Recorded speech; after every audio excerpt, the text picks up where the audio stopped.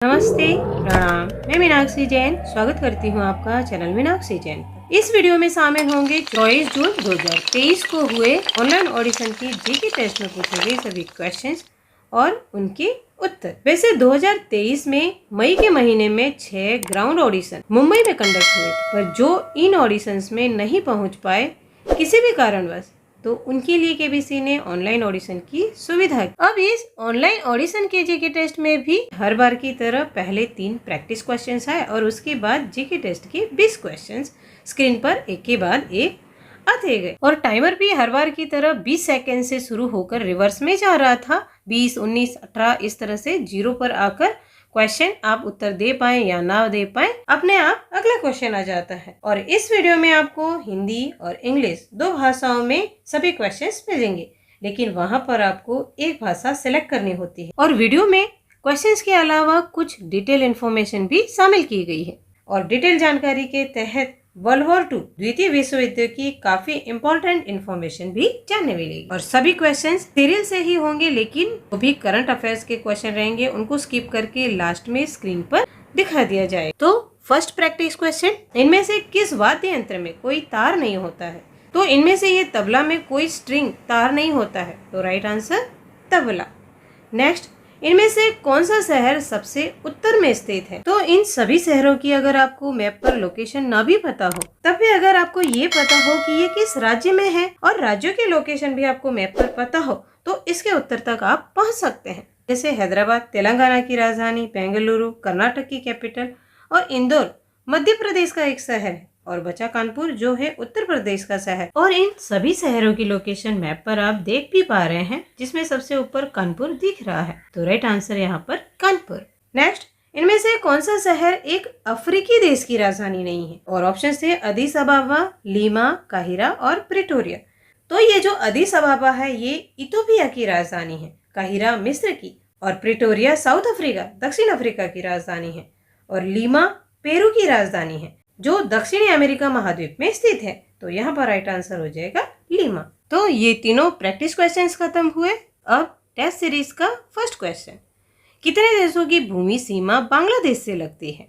तो भारत से सबसे अधिक स्थलीय सीमा साझा करने वाला देश है बांग्लादेश, जो 4000 किलोमीटर से भी अधिक 4096 किलोमीटर की स्थलीय सीमा साझा करता। और भारत के अलावा बांग्लादेश म्यांमार से अपनी सीमा साझा करता है। तो इस तरह राइट आंसर हो जाएगा यहाँ पर 2, भारत और म्यांमार से अपनी सीमा साझा करता है बांग्लादेश। नेक्स्ट, आपको किस राज्य में अमचांग वन्य जीव अभ्यारण्य मिलेगा जहाँ जंगली हाथी पाए जाते हैं?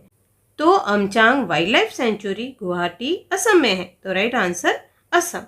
नेक्स्ट, इनमें से क्या शनि का एक चंद्रमा नहीं है? और ऑप्शंस थे आयो, एनसेलेड्स, मिमस, टाइटन। तो ये टाइटन प्लेनेट सैटर्न का सबसे बड़ा प्राकृतिक उपग्रह है और सैटर्न का सेकेंड लार्जेस्ट नेचुरल मून है रिया। और यहाँ के ऑप्शंस में से मिमस और एनसेलेड्स और टाइटन ये तीनों शनि ग्रह के प्राकृतिक उपग्रह हैं और आईओ बृहस्पति के 4 बड़े प्राकृतिक उपग्रह गिनीमेड, कैलिस्टो, आयो और यूरोपा में से एक है। तो यहाँ पर राइट आंसर हो जाएगा आईओ। वैसे मैंने बृहस्पति के 4 बड़े ये उपग्रह जो हैं गिनीमेड, कैलिस्टो, आयो, यूरोपा, इसकी जानकारी मैंने 23 मई 2023 के ऑडिशन के क्वेश्चंस के वीडियो में भी दी थी, पर मैंने एक गलती ये जानकारी देने के समय ये की थी कि आयो को लो प्रोनाउंस किया था, तो कृपया गलती को सुधार कर पढ़े और गलती के लिए मुझे सच में दिल से बहुत ही खेद है। नेक्स्ट, भारतीय हॉकी टीम ने किस वर्ष अपना पहला ओलंपिक स्वर्ण पदक जीता था? तो अब तक भारतीय पुरुष hockey team Olympic men's field hockey इतिहास की सबसे सफल टीम है। भारतीय पुरुष हॉकी टीम ने ओलंपिक में कुल 12 पदक जीते हैं, जिसमें से टोटल 8 तो गोल्ड मेडल ही है। और ओलंपिक में भारतीय पुरुष हॉकी टीम ने पदार्पण यानी डेब्यू 1928 में किया और उसी वर्ष ओलंपिक में अपना पहला स्वर्ण पदक भी जीत लिया। तो यहाँ पर राइट आंसर हो जाएगा 1928। और समर ओलंपिक में इंडियन फील्ड हॉकी से रिलेटेड सारी जानकारी चैनल पर uploaded India at Olympic video series में मिल जाएगी, आप चाहें तो देख सकते हैं। नेक्स्ट, पैंथेरा पार्डस किस जानवर का वैज्ञानिक नाम? तो पैंथेरा पार्डस लेपर्ड तेंदुआ का वैज्ञानिक नाम है, तो यहाँ पर राइट आंसर हो जाएगा तेंदुआ। पैंथेरा लियो लायन शेर का साइंटिफिक नाम है, जो 1972 तक भारत का राष्ट्रीय पशु था। और उसके बाद भारत का राष्ट्रीय पशु अडॉप्ट किया गया बाघ, टाइगर। और टाइगर का साइंटिफिक नाम है पैंथेरा टिग्रिस और जिराफ का साइंटिफिक नाम है जिराफ कैमेलोपार्डालिस। नेक्स्ट, किस देश की झाड़ियों में आग लगने से कोआला के प्राकृतिक आवास को खतरा हो गया था? तो ये एक ट्रिकी क्वेश्चन है। ये क्वेश्चन सीधे से ऐसे भी पूछा जा सकता है कि इनमें से कहाँ कोआला प्राकृतिक आवास में पाया जाता है? तो कोआला प्राकृतिक आवास में दक्षिणी पूर्वी और पूर्वी ऑस्ट्रेलिया के नीलगिरी के जंगलों में पाए जाते हैं, इसीलिए इसका आंसर ऑस्ट्रेलिया है। कोआला एक शाकाहारी पशु है और अपने आवास और भोजन दोनों के लिए ही नीलगिरी के पेड़ पर निर्भर है। कोआला का मुख्य भोजन नीलगिरी के पेड़ के पत्ते। और कोआला प्रत्येक दिन 20 घंटे तक सो सकता है और जब वो नहीं सो रहे होते हैं तो तब वे खा रहे होते हैं। मेरे पास एक जीके बुक है जिसमें अमेजिंग एनिमल्स के टॉपिक पर क्विजेस भी हैं, जिसमें एक ये क्वेश्चन भी है कि which is the world's most sleepiest animal which spends about 22 hours a day sleeping. तो कोआला सबसे ज्यादा सोने वाला पशु है। नेक्स्ट क्वेश्चन, महाभारत के अनुसार जयद्रथ का वध किस पांडव ने किया था? तो सिंधु राज्य के राजा जयद्रथ, जो कौरवों की एकमात्र बहन दुशाला का पति था। कौरवों द्वारा चक्रव्यूह की रचना में अभिमन्यु के वध के बाद अर्जुन ने जयद्रथ वध की शपथ ली थी अगले दिन युद्ध खत्म होने से पहले की, और अगले दिन सूर्यास्त से पहले अर्जुन ने जयद्रथ का वध कर भी दिया था युद्ध में। तो यहाँ पर राइट आंसर हो जाएगा अर्जुन। और ये जानकारी मैंने अपने माइथोलॉजी सीरीज के पार्ट 1 में दी हुई भी है, अब चाहें तो देख सकते हैं। नेक्स्ट, इनमें से कौन सा द्वितीय विश्व युद्ध संघर्ष प्रशांत महासागर के एक द्वीप पर हुआ था? तो प्रशांत महासागर में यूएसए का एक राज्य हवाई के ओहू द्वीप पर पर्ल हार्बर में यूएस नवल बेस अमेरिकी नौसैनिक अड्डे पर जापान की नौसेना की वायु सेवा द्वारा आक्रमण किया गया। रविवार 7 दिसंबर 1941 को वहां के लोकल टाइम के अनुसार सुबह करीब 8 बजने से पहले। तो यहाँ पर राइट आंसर हो जाएगा पर्ल हार्बर आक्रमण। तो पर्ल हार्बर आक्रमण किस देश की नौसेना की वायु सेवा द्वारा किया गया? तो जापान। और किस देश के नौसैनिक अड्डे पर पर्ल हार्बर अटैक किया गया? तो अमेरिका। और इस आक्रमण से द्वितीय विश्व युद्ध का रुख बदल गया, क्योंकि इससे पहले अमेरिका न्यूट्रल तटस्थ देश था। द्वितीय विश्व युद्ध के समय विश्व के ज्यादातर देश 2 समूहों में बंट गए थे, allies powers and axis powers. Allies powers जिन्हें हिंदी में मित्र राष्ट्र या सहयोगी देश भी बोल सकते हैं, और एक्सिस पावर्स को धुरी शक्तियां या अक्ष शक्तियां। और इस विश्व के मानचित्र पर आपको कुछ भाग ग्रे कलर में दर्शाया हुआ दिख रहा है। ये वो देश या क्षेत्र है जो द्वितीय विश्व युद्ध के दौरान तटस्थ न्यूट्रल रहे। इस मैप की सहायता से आप समझने की कोशिश करिए। जो ब्लू कलर में दर्शाया गया पार्ट है वो एक्सिस पावर्स यानी धुरी शक्तियां, अक्ष शक्तियां हैं, यानी धुरी राष्ट्र या उनके उपनिवेशक कॉलोनीज। प्रमुखतः इसमें नाजी जर्मनी, जापान और इटली शामिल थे और इनके उपनिवेश कॉलोनीज। और डार्क ग्रीन में अलाइड कंट्रीज हैं, यानी मित्र राष्ट्र और उनके उपनिवेशक, जिसमें भारत भी है। भारत पर तब ब्रिटेन का राज था, यानी यूके का। और लाइट ग्रीन में दर्शाया यह पार्ट है जो पर्ल हार्बर आक्रमण के बाद मित्र राष्ट्र यानी अलाइड पावर्स का हिस्सा बने। 1941 के पर्ल हार्बर आक्रमण के बाद मित्र राष्ट्र के प्रमुख सदस्य देश थे यूके, यूएसए, यूएसएसआर और चीन थे। और भारतीय सैनिक किसकी तरफ से लड़े थे? तो मित्र राष्ट्र यानी अलाइड पावर्स, क्योंकि तब भारत ब्रिटेन के अधीन था इसलिए। और एक इम्पोर्टेंट बात ये भी याद रखिए कि अमेरिका के राष्ट्रपति कौन थे द्वितीय विश्व युद्ध के समय? तो फ्रैंकलिन रूजवेल्ट। और ब्रिटेन के प्रधानमंत्री तो विंस्टन चर्चिल।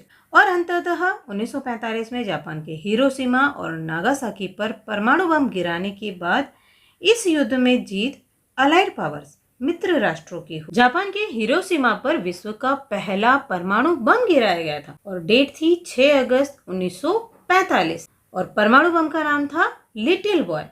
और 9 अगस्त 1945 को जापान के ही दूसरे शहर नागासाकी पर दूसरा परमाणु बम गिराया गया जिसका नाम था फैटमैन। इस तरह से नाम याद रखने की कोशिश करें इन परमाणु बमों की कि पहले तो छोटा बच्चा ही होता है और फिर मोटा आदमी बन जाता है। और एक बहुत इंपॉर्टेंट क्वेश्चन इसी से रिलेटेड मराठी केबीसी के 2017 के सीजन में पूछा गया था, जो मेरे नोट्स में लिखा हुआ है, जो था कि दूसरा परमाणु बम जो नागासाकी शहर पर गिराया गया था, लेकिन मूल रूप से पहला लक्ष्य इसको किस शहर पर गिराए जाने का था? तो जो फैटमैन न्यूक्लियर बम को नागासाकी शहर पर गिराया गया था, वो पहले कोकुरा शहर पर गिराया जाना था, पर कोकुरा शहर में सुबह से ही कोहरा छा जाने के कारण पायलट मेजर चार्ल्स स्विनी ने सेकंड टारगेट सिटी नागासाकी की तरफ मोड़ दिया।